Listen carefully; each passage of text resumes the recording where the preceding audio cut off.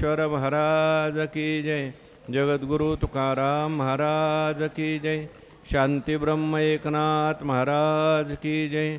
सद्गुरु जोग महाराज की जय। बस आता सप्तदशा पाठी अध्याय कैसेनी उठी तो संबंधो सांगो दिठी दिसे तैसा। भगवंताच्या कृपेने सर्व संतांच्या आशीर्वादाने पुण्यसलीला इंद्रायणी मातेच्या पावन तीरावर संजीवन समाधिस्थ ज्ञानोबारायांच्या या पवित्र अशा अलंकापूर नगरीमध्ये सिद्धेश्वर भगवंताच्या पवित्र अशा प्रांगणामध्ये सद्गुरू जोग महाराज वारकरी शिक्षण संस्था आळंदी संस्थेच्या माध्यमातून चालू असलेली आपली ही नित्यची ज्ञानेश्वरी प्रवचन सेवा सेवेकरता उपस्थित माऊली स्वरूप असणारे सर्व भाविक भक्त श्रोते सज्जन माता भगिनी सर्वांच्या चरणी मनोभावाने वंदन करून आपण सर्वांनी मिळून ही चिंतन सेवा या ठिकाणी करायची आहे। भगवान श्रीकृष्ण परमात्मा अर्जुनाचं निमित्त करून दिव्य असा गीतेचा उपदेश करतात आणि हा गीतेचा उपदेश ज्ञानेश्वर महाराजांनी ज्ञानेश्वरीच्या माध्यमातून सुलभ रीतीने आपल्याला सांगितलेला आहे। आवाज वाढव थोडासा, थोडा आवाज वाढव, आवाज आवाज आवाज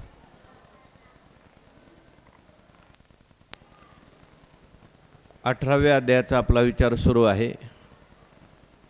18व्या अध्यायामध्ये श्रीमद भगवद्गीतेचं महात्म्य सांगून मंदिराची उपमा देऊन आता मूळ विषयाकडे संतश्रेष्ठ ज्ञानेश्वर महाराज वळतात। 18वा अध्याय जो आहे तो कलश अध्याय आहे आणि हा कळस कसा काय आहे हे सांगण्याकरता म्हणून परत एकदा श्रीमद भगवद्गीतेचं वर्णन केलं आणि आता ह्या अध्यायाची संगती ज्ञानेश्वर महाराज या ओळीपासून सांगतात। आता सप्तदशा पाठी अध्याय कैसेनी उठी तो संबंध सांगो दिठी दिसे तैसा। आता शब्द जो आहे या ठिकाणी पहिला एक विषय पूर्ण झालेला आहे आणि आता नवीन विषय सुरू करतायत म्हणून आता शब्द आलेला आहे। आता शब्द ज्ञानेश्वरीत अनेक अर्थाने आलेला आहे।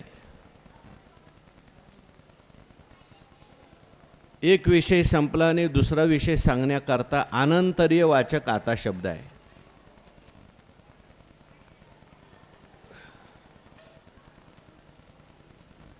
एखादा विषय पूर्ण झाला तो सांगण्याकरता सुद्धा आता शब्द आहे। एखादा नवीन विषय सुरू करायचा असेल तरी सुद्धा ज्ञानेश्वर महाराज आता शब्द वापरतात। आता शब्दाने इथे एक विषय पूर्ण केला ज्ञानेश्वर महाराजांनी आणि आता या अध्यायाचं अवतरण ज्ञानेश्वर महाराज सांगतात। आता सप्तदशा पाठी हे 17 अध्याय झाले आणि 17व्या अध्यायाच्या नंतर अध्याय कैसेनी उठी हा जो 18वा अध्याय आहे हा अध्याय आता कसा निर्माण झाला। प्रत्येक अध्यायाचा जन्यजनक भाव आपल्याला पाहता येतो। एका अध्यायातून दुसरा अध्याय त्या ठिकाणी कसा निर्माण होतो म्हणून आता 17 अध्याय झाले, हे गीतारूपी मंदिर तयार झालं। आता जो 18वा अध्याय आहे तो या 17व्या अध्यायानंतर कसा निर्माण झाला। 17व्या अध्यायामध्ये असलेला जो विषय आहे त्या विषयातूनच या 18व्या अध्यायाची कशी उत्पत्ती आहे हे सांगण्याकरता म्हणून तो संबंध सांगू दिठी दिसे तैसा। तो संबंध मी तुम्हाला सांगतो, मला दृष्टीला दिसेल तसा सांगतो का तुम्हाला दृष्टीला दिसेल तसा सांगतो। तुम्हाला दृष्टीला दिसेल तसं सांगतो. कारण ज्ञानेश्वर महाराजांना सगळं दिसतंय. कारण ज्ञानेश्वर महाराजांनी प्रत्यक्ष गीता सांगितलेली आहे. भगवान श्रीकृष्ण परमात्मा ज्ञानेश्वर महाराजच आहेत. जेने गीता उपदेशिली तीही विटेवरी माऊली, तोचे अवतार धरी अलंकापुरी, ज्ञानाबाई सुंदरी ताराबाई. म्हणून ज्ञानोबारायांचं वर्णन करत असताना श्रोते म्हणतात, देवाचे मनोगत तू दावीत आहासी मूर्त, असं म्हटले. देवाला नेमकं काय म्हणायचं हे ज्ञानेश्वर महाराजांना दिसतं, ज्ञानेश्वर महाराजांना कळतं. त्यांना कळलेलं आहे, त्यांना दिसलेलं आहे, पण आपल्याला दिसेल असं सांग. जसं भगवान परमात्मा म्हणतात, अर्जुना मी तुला असं ज्ञान सांगतो, जसं हातामध्ये आवळा घेतलेला आहे आणि तो डोलत असलेला आवळा जसा स्पष्ट दिसतो, तळ हातावरी वाटोळा हां डोलतू देखी जे आवळा, तसे ज्ञान आम्ही डोळा दाविले तुझं. जसं भगवान परमात्मा अर्जुनाला म्हणतात, तसंच ज्ञानेश्वर महाराज तुम्हाला मला म्हणतात. आता मी हे अध्याय जो आहे 17व्या अध्यायानंतर 18वा अध्याय कसा निर्माण झाला हे तुम्हाला एकदम स्पष्ट रीतीने दिसेल अशा पद्धतीने सांगतो. तो संबंध सांगो दिठी दिसे तैसा, दृष्टीने दिसेल तसा. न दिसणाऱ्या गोष्टी आहेत, परंतु ज्ञानोबाराय म्हणतात मी त्या तुम्हाला माझ्या शब्दाच्या द्वारे दाखवील. वास्तविक पाहता परमात्मा जो आहे तो दिसणारा नाही, अनुभवाचा विषय आहे. पण ज्ञानोबाराय म्हणतात मी असे शब्द या ठिकाणी वापरील की बोली अरूपाचे रूप दावीन, तेने कारणे मी बोलेन. बोली अरूपाचे रूप दावीन, अतींद्रिय परी भोगवीन इंद्रिया करवी. अतींद्रिय असलेला परमात्मा तो तुम्हाला इंद्रिय ग्राह्य होईल. इंद्रिय ग्राह्य होईल म्हणजे इथे अनुभवाचा विषय होईल असा शब्द. आणि आता या ठिकाणी ज्ञानेश्वर महाराज प्रतिपाद्य विषय गीतेचा काय आहे आणि त्याच्यानंतर 18व्या अध्यायाचा विषय काय आहे हे सांगतात. काही दृष्टांत ज्ञानेश्वर महाराजांनी दिलेले आहेत. जवळजवळ 51 ओळीपासून ते 57व्या ओळीपर्यंत नुसते दृष्टांत सांगितलेले आहेत. आणि शेवटी 58 क्रमांकाच्या ओळीमध्ये सिद्धांत सांगितलेला आहे.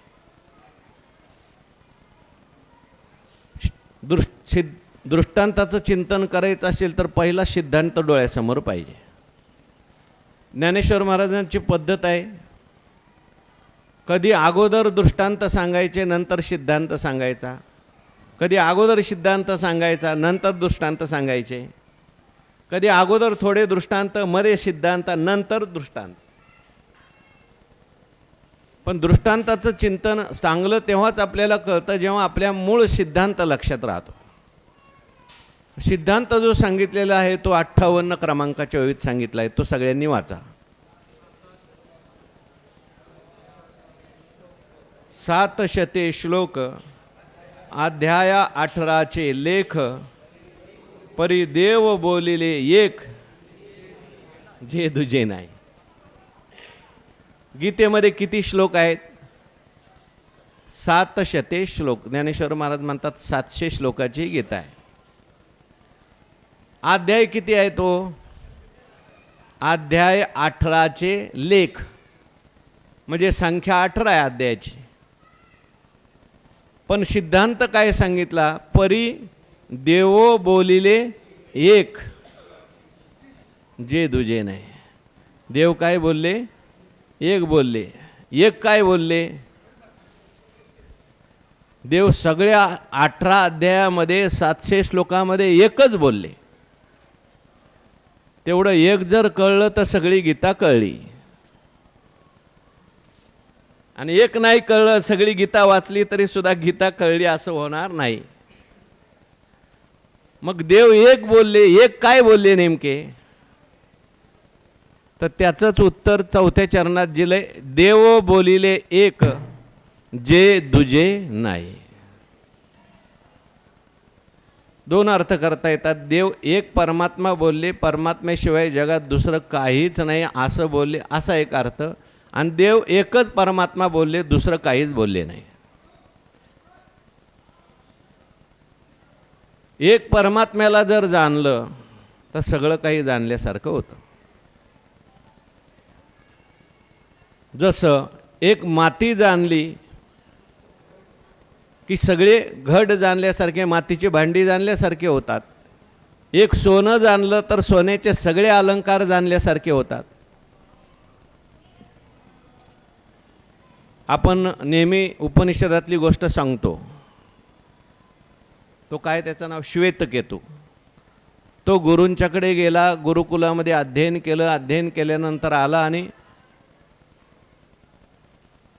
वडिलांशी थोडासा तो उद्धट वागू लागला. वडिलांनी विचार केला की पोराला गुरुकुलात घातलं नम्र होण्याकरता का उद्धट होण्याकरता. पण आळंदीला गेल्यापासून हे जरा वडिलांनाच म्हणायचं मला पाणी द्या.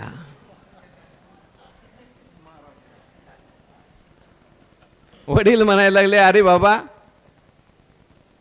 ही विद्या जी आहे ती विद्या विनया करताय, विद्या विनयेन शोभते.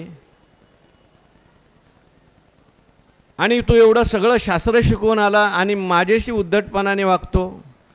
पण ते त्याचेच वडील होते, हुशार होते. म्हटले, श्वेतकेतू बाळा, तू काय काय शिकला रे? काय काय शिकला म्हटल्यावर त्यांनी लगेच सांगायला सुरुवात केली. संस्कृत व्याकरण, विचारसागर, पंचदशी, आणखीन अमुक तमुक, ज्ञानेश्वरी, सगळी शास्त्र शिकलो, सगळ्या विद्या शिकलो, सगळी उपनिषद शिकलो. सगळं म्हटल्यानंतर वडील म्हणले, बाळा, तुझ्या गुरुनी तुला हे शिकवलं का रे? जे एक जाणलं असता सगळं जाणल्यासारखं होतं अशी विद्या तुला शिकवली का? तो म्हणायला लागला, गुरुजी, बाबा, असं कसं होईल हो? विचारसागर शिकल्यानंतर विचारसागर शिकल्यासारखंच होईल, पंचदश शिकल्यासारखं कसं काय होईल? इतिहास शिकल्यानंतर इतिहास शिकल्यासारखंच होईल, भूगोल शिकल्यासारखं कसं काय होईल? माझ्या गुरुंनी काय मला ते शिकवलं नाही की एक शिकल्यानंतर सगळं शिकल्यासारखं होतं. म्हणजे बाळा, जगात अशी एक गोष्ट आहे, ती शिकलं, ती जर जाणली माणसाने ते सगळं जाणल्यासारखं होतं. ते जर जाणलं नाही तर बाकी काही जाणलं तरी काहीच जाणलं नाही असं होतं. ते वाचोनी आने एर भव स्वर्गादी ज्ञाने, अज्ञान ऐसा मने निश्चय केला. लेणे सोनेची जो जाणे, लेणे पण तो वाव म्हणे, तेवी मी जाणोनी जेने वाळीला भेदू. एक परमात्म्याला जाणलं तर सगळं जाणल्यासारखं होतं, आणि परमात्म्याला जाणलं नाही तर बाकीचं सगळं जरी जाणलं. मोरा अंगी आशेशे, पिशे असी डोळशे, परी एकली दृष्टी नसे तैसे तेगा. तर्की अति गाढा, व्याकरणी चोखडा, परी अध्यात्मज्ञानी पुढा जात्यंदू जायसा. सगळं शिकलंय आणि फक्त अध्यात्मज्ञान शिकलं नाही तर त्याने काहीच शिकलं नाही. आणि एक अध्यात्मज्ञान शिकलेला जर असेल, भले तो काही शिकला नाही जगातलं तरीसुद्धा तो सगळ्या दुःखातून मुक्त होऊ शकतो. जे जाणतल्यावर ते काहीच जाणे नाही जेथे, जे जाणण्याची तन्मय आते आणि जायचे. जे जाणतली यासाठी संसार संसाराच्या गाठी लावून बैसवी पाठी मोक्षश्रीच्या. तेनेची सर्व जाणीतले हेही मनने थेकुले. जे तया सर्व उरले द्वैत नाही. म्हणजे त्याने जाणलं असं सुद्धा म्हणता येत नाही, हे कमी आहे. कारण जाणायला तो वेगळा कुठं राहिला. अशा पद्धतीचं जे जाणणं आहे ते जाणणं त्याला म्हणतात. म्हणून तुकोबाराय म्हणतात काही नेनोनिया आन एक विठ्ठलची जाण. देव बोलिले एक जे दुजे नाही. असं देवाने एकच सांगितलंय. एक परमात्म्याचं वर्णन देवाने केलंय. एक आत्मतत्व देवाने सांगितलंय, ब्रह्मतत्व सांगितलंय, देवाचं वर्णन केलंय. दुसरं काही देवाने सांगितलेलं नाही. कोणत्याही ग्रंथाचा निर्णय करत असताना त्या ग्रंथाचा विचार करावा लागतो. तात्पर्य निर्णय करण्याकरता आपल्याकडे किती लिंगाचा विचार आहे? 6 लिंगाचा विचार आहे. लिंगम तात्पर्य निर्णय. अभंगाचं तात्पर्य काढायचं असेल 6 लिंग लावायची. ग्रंथाचं तात्पर्य काढायचं असेल 6 लिंग लावायची. केवळ एक अभंग वाचून तुकाराम महाराजच्या गाथ्याचं तात्पर्य काढायचं नाही. केवळ एक अध्याय वाचून गीतेचं तात्पर्य आपल्याला काढता येणार नाही. कोणती 6 लिंग आहेत? उपक्रम उपसंहार, अभ्यास अपूर्वता फलम,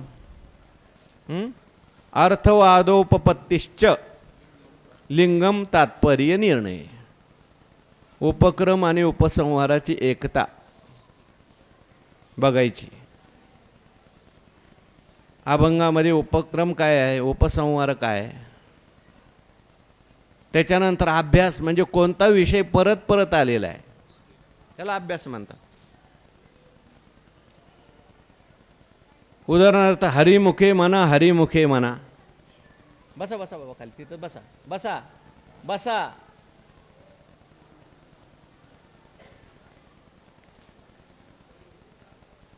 हरिमुखे म्हणा, हरिमुखे म्हणा, पुण्याची गणना कोण करी.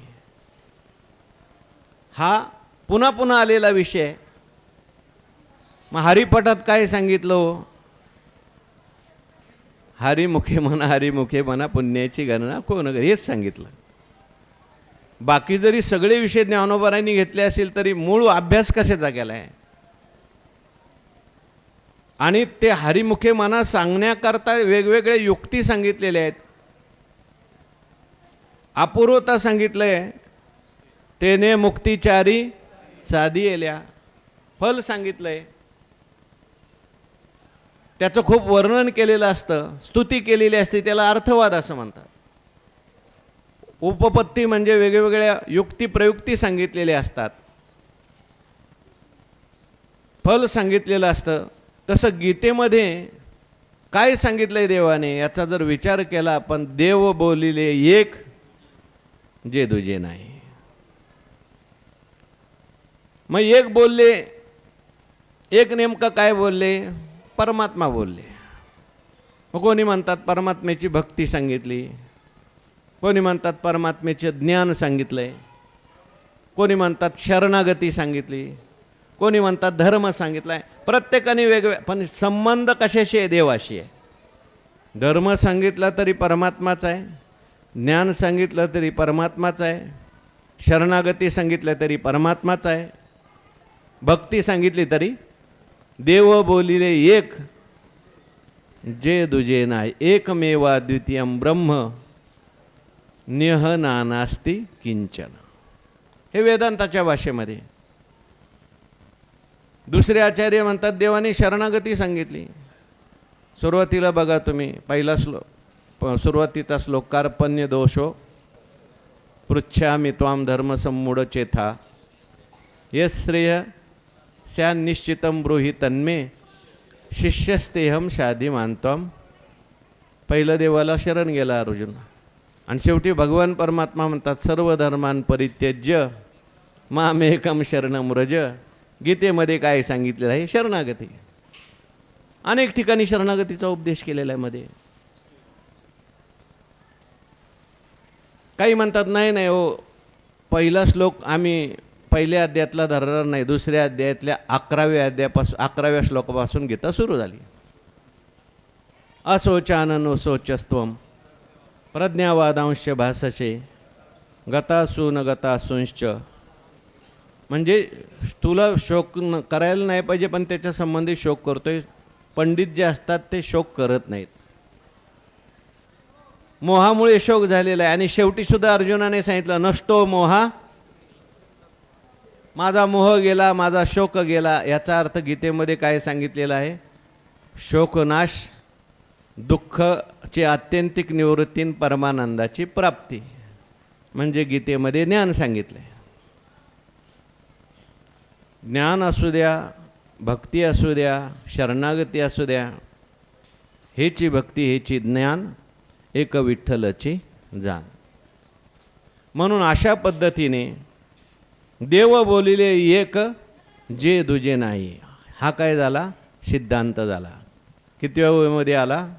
58 क्रमांक. आता हा सिद्धांत समजून सांगण्याकरता अगोदरचे 5-7 दृष्टांत आहेत. अर्थाचं चिंतन करताना सिद्धांत डोळ्यासमोर ठेवायचा आणि मग आता हे दृष्टांत लावायचे. पहिला दृष्टांत वाचावी. न मोडता दोन्ही आकार, घडले एक शरीर, हे अर्ध नारी नटेश्वर रूपी दिसे. नुसती पहिल्यांदा ही ओवी वाचली तर काय नेमका अर्थ करायचा तिचा? कशा करता आलेली ओवी? हो, एक जण अर्ध नारी नटेश्वरच सांगायला लागला. मग अर्ध नारी नटेश्वर कशा करताय हे लक्षात पाहिजे. अर्ध नारी नटेश्वर सांगायचं आहे आपल्याला, परंतु हा सांगितलाय कशा करता. तो सिद्धांत डोळ्यासमोर ठेवून मग दृष्टांत लावला पाहिजे. म्हणून ज्ञानोबाराय बोलतात न मोडता दोन्ही आकार, घडले एक शरीर, जे अर्ध नारी नटेश्वर रूपी दिसे. नेवाशाला अर्ध नारी नटेश्वराची मूर्ती आहे. आणखीन कुठं आहे? कुठं? वेळापूर. हां, नेवाशाला जिथे ज्ञानेश्वर महाराजांनी ज्ञानेश्वरी लिहिली. काय? जगाचे अनादि पंचक्रोश क्षेत्र देत जगाचे जीवन सूत्र श्री महालय असे. त्रिभुवन एक पवित्र अनादि पंचक्रोश क्षेत्र. तिथे अर्ध नारी नटेश्वर भगवान परमात्मा मोहिनी राजा आहेत. आणि हे अर्ध नारी नटेश्वराचं सुद्धा तिथं मंदिर आहे. म्हणजे अर्ध नारी नटेश्वर म्हणजे एका बाजूला भगवान शंकर आहेत, शरीराचा अर्ध अंग, आणि एका बाजूला पार्वती माता आहे. अर्ध अंग भगवान शंकरांचं आहे, अर्धांग पार्वती मातेचं आहे, परंतु शरीर मात्र काय आहे? एक आहे. ज्ञानोबाराय बोलतात न मोडिता दोन्ही आकार. आकार मोडायचे नाहीत. पार्वतीचाही आकार आहे, भगवान शंकराचा आकार आहे. घडिले एक शरीर, आणि शरीर मात्र एकच आहे. हे अर्ध नारी नटेश्वर रूपी दिशे. ज्याप्रमाणे त्या अर्ध नारी नटेश्वराच्या रूपात दोन आकार असले तरी शरीर मात्र एकच असतं. अर्ध नारी नटेश्वर, जो पुरुष तोची नारी, तेवी मी चराचरी माताई होय. तसं आता हे लावायचंय कुठं? 700 श्लोक, अध्याय 18 देख, परी देव बोलिले जे एक, दुजे नाही. म्हणजे कुठले अध्याय असतील? हे अध्याय सगळे आहेत अर्ध नारी नटेश्वराप्रमाणे. आणि देव जे बोललेले आहेत एक, ते शरीराप्रमाणे. एकाच शरीरामध्ये अर्ध नारी नटेश्वर दिसतात, पण शरीर मात्र एकच आहे. तसं अध्यायामध्ये तुम्हाला कधी प्रकृतीचं वर्णन केलेलं सापडेल, कधी पुरुषाचं वर्णन केलेलं सापडेल, पण प्रकृती पुरुष सांगितले कशा करता? एक पुरुष सांगण्याकरता, परमात्मा सांगण्याकरताच आहे. पहिल्या अध्यायापासून ते 17व्या अध्यायापर्यंत जेवढे अध्याय सांगितलेले आहेत, आता 18वा अध्यायसुद्धा तेच सांगणार आहेत. या सगळ्या अध्यायामध्ये जरी वेगवेगळे विषय आलेले दिसले आपल्याला, तरी आकार वेगवेगळे असले तरी शरीर जसं एक आहे, तसा विषय जरी वेगवेगळा दिसत असला तरीसुद्धा प्रतिपाद्य विषय जो आहे तो एकच आहे. एक दृष्टांत झाला. दुसरा दृष्टांत पुढच्या ओळीमध्ये वाचा. का गंगा यमुना उदक ओघ बगे वेगळीक दावी होऊन एक पाणीपणे. हाही दृष्टांतच आहे. गंगा यमुना उदक. आपण जर प्रयागला गेलो तर प्रयाग तीर्थामध्ये काय आहे? त्रिवेणी संगम आहे. आणि या त्रिवेणी संगमावरती गंगा आणि यमुना प्रगट आहेत आणि सरस्वती तिथे माझी सरस्वती गुप्त. आपण जर त्या संगमावर गेलो तर आपल्याला बरोबर पाणी दिसतं. इकडून आलेलं गंगेचं पाणी असं पांढरं दिसतं, यमुनेचं पाणी काळं दिसतं आणि मध्ये अशी रेष दिसते. जे प्रयागाला गेले असतील त्यांना माहिती आहे, नावेत गेल्यानंतर स्पष्ट दिसतं. ज्ञानोबाराय म्हणतात गंगा यमुना उदक ओघ बगे वेगळीक. ओघ वेगवेगळे. ते गंगेचा ओघ आहे, हा यमुनेचा ओघ आहे. दावी होऊन एक पाणीपणे. पण त्यातलं पाणी जे आहे ते मात्र काय आहे? एकच आहे. पाण्यामध्ये भेद नाही. गंगेचं पाणी म्हणतो आपण, यमुनेचं पाणी म्हणतो, पण पाणी एकच आहे ना. मग हे निळं का पांढरं का झालं आणि काळं का झालं? त्या भूमीमुळे तसा तसा रंग प्राप्त झाला, उपाधीमुळे तो रंग प्राप्त झालेला आहे. तसं अध्याय वेगवेगळे आहेत, श्लोक वेगवेगळे आहेत. कदाचित एखाद्या गंगेच्या अध्यायात ज्ञानच सांगितलं असेल, कारण गंगा जी आहे ती कशी आहे? ज्ञानस्वरूप आहे. यमुना जी आहे ती भक्ती स्वरूप आहे. त्या संत संगतीला सुद्धा त्रिवेणी संगम म्हटलं आहे. ज्ञानोबारायांनी सुद्धा संतांना प्रयाग म्हटलेलं आहे. पण तुलसी रामायणामध्ये मुद मंगलमय संत समाजू जो जग जंगम तीर्थ राजू म्हटलं आहे. त्याच्यामध्ये गंगेला त्या ठिकाणी ज्ञानस्वरूप म्हटलेलं आहे. म्हणजे कदाचित काही अध्यायामध्ये ज्ञानप्राधान्याने वर्णन असेल, काही अध्यायामध्ये भक्तिप्राधान्याने वर्णन असेल, पण शेवटी वर्णन कोणाचं चाललं आहे? देव बोलले एक, हे लक्षात ठेवायचं. सगळ्या ओव्याला द्रुपद कोणतं लावायचं? जे देव बोलिले एक, दुजे नाही. दावी होऊन एक पाणीपणे नाना वाढिली दिवसे कळा बिंबी पैसे परी शिनाने लेवे जैसे चंद्री नाही. आता हे सगळे दृष्टांत ज्ञानेश्वर महाराजांनी उगाच दिलेले नाहीत बरं का. प्रत्येक दृष्टांताचा पैलू वेगवेगळा येतो, आपल्याला एवढा शोधता येत नाही, आहे की नाही?